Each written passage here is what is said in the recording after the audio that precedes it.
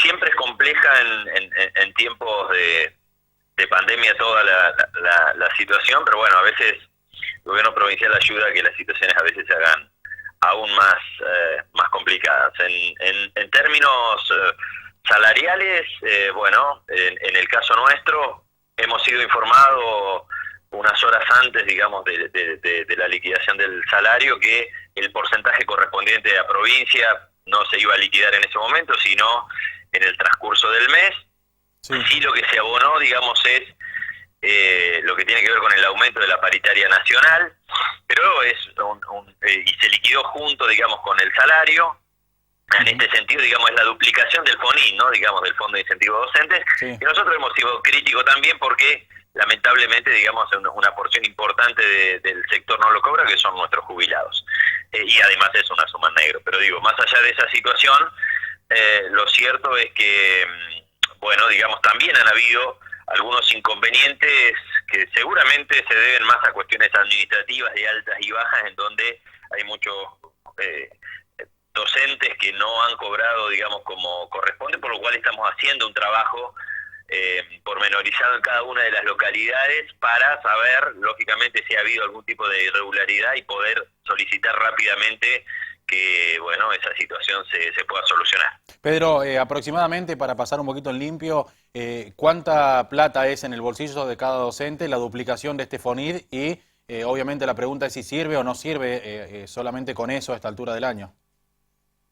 No, a ver, digamos, esto de servir o no a esta altura del año, sabemos lógicamente que la mayoría de los salarios se han depreciado en relación al costo de vida, porque además no hay controles, porque sabemos que siguen aumentando los precios, y un montón de situaciones, lógicamente, que no hablan tanto de solidaridad de algunos sectores, sino, lamentablemente, digamos, de posiciones muy egoístas. A ver, en el caso del sector docente, lo que nosotros hicimos es, ante la oferta del gobierno provincial, consideramos que había que incorporar el mes de marzo. Eso fue lo que se planteó en la paritaria del día 19 de marzo, y sí se rechazó el resto, digamos, de la propuesta. Bueno, con ese porcentaje, lógicamente, no se ha cumplimentado lógicamente, con lo que, en este caso, como te decía anteriormente, viene de Nación. Por eso hay muchos docentes que han encontrado por ahí más dinero, digamos, en su cajero que en el mes pasado, pero tiene que ver exclusivamente con esto, ¿no? Con que se ha liquidado junto algo que siempre se ha liquidado de manera separada.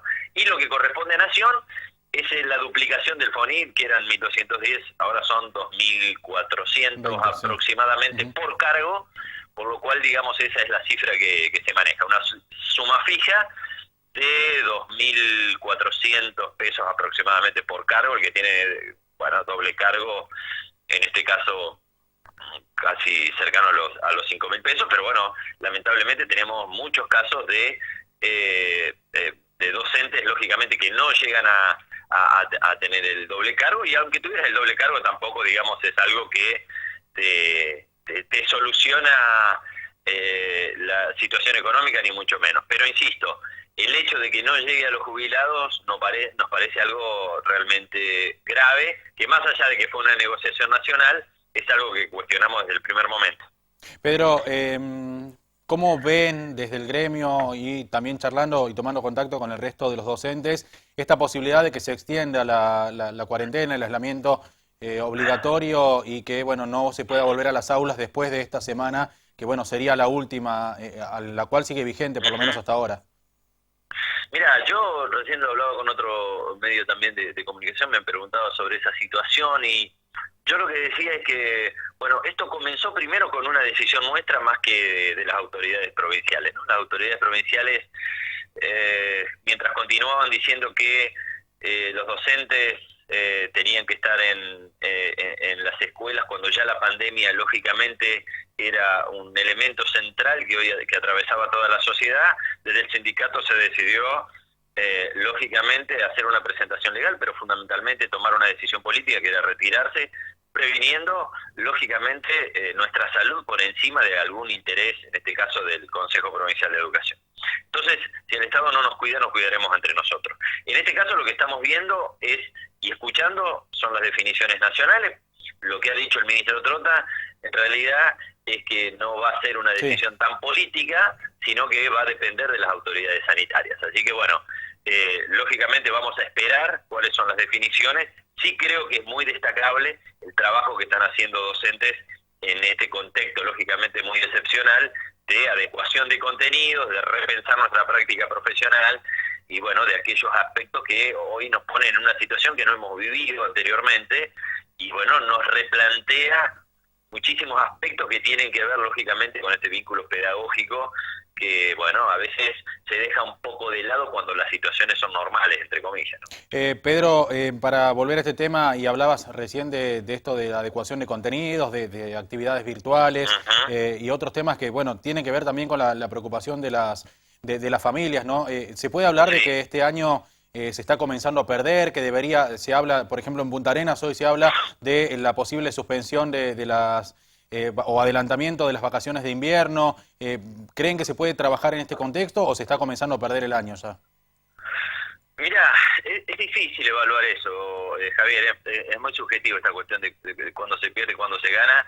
Lo que sí estamos viviendo es una situación diferente, pero esa situación diferente no implica que el docente haya, digamos, dejado de trabajar y se haya tomado vacaciones durante la cuarentena, al contrario, ¿no? Digamos, la presión por parte de algunas autoridades políticas realmente ha sido excesiva, mínimamente, digamos, para utilizar un término bastante suave, y nos parece que acá, digamos, más allá del contacto directo, digamos, en el aula, realmente es destacable el trabajo que debe realizar el docente, porque, bueno, digamos, también esta situación, digamos, del trabajo más personalizado o vinculado casa por casa, marca también que tenés que hacer además un análisis particular de la condición de cada una de las familias, del acceso a la tecnología de cada una de las familias, de las circunstancias sociales, bueno, un montón de aspectos realmente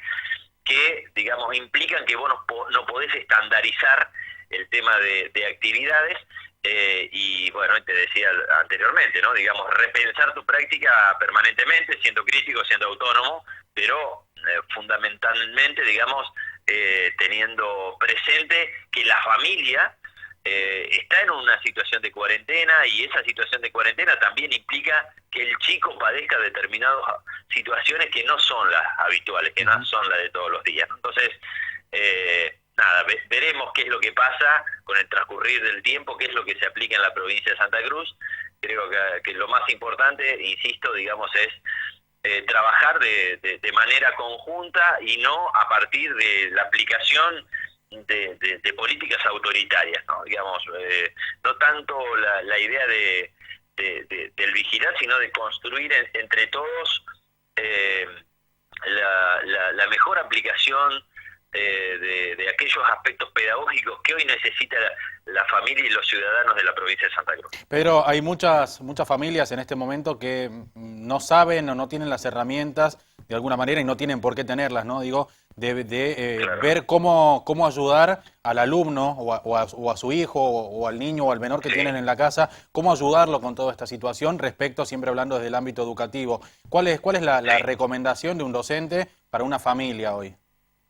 Bueno, yo por eso creo que hay que tener mucha flexibilidad en cuanto a esto, ¿no? Digamos, yo creo que el vínculo no pasa exclusivamente por una cuestión de cantidad de tareas, o la responsabilidad pasa por una cuestión de cantidad de tareas, ¿no? Sino, digamos, de poder pensar determinadas situaciones y repensarnos también a veces a nosotros, cuando a veces, digamos, se menosprecia el trabajo docente que vos realizás todos los días, a veces con 30 o 30 y pico de alumnos. En este caso, digamos, es una situación que implica el hecho de que saber que, digamos, qué sucede, digamos, con el hecho de no poder salir de la casa y de acceder, digamos, como habitualmente se accede al tema de fotocopias, por ejemplo, que es una de las cosas que se ha cuestionado en estos días, el acceso, digamos, a plataformas tecnológicas que no todos los chicos tienen acceso. Se marcan mucho las desigualdades. Pero también pasa con los docentes, no es solamente una problemática en realidad, digamos, de los alumnos, también pasa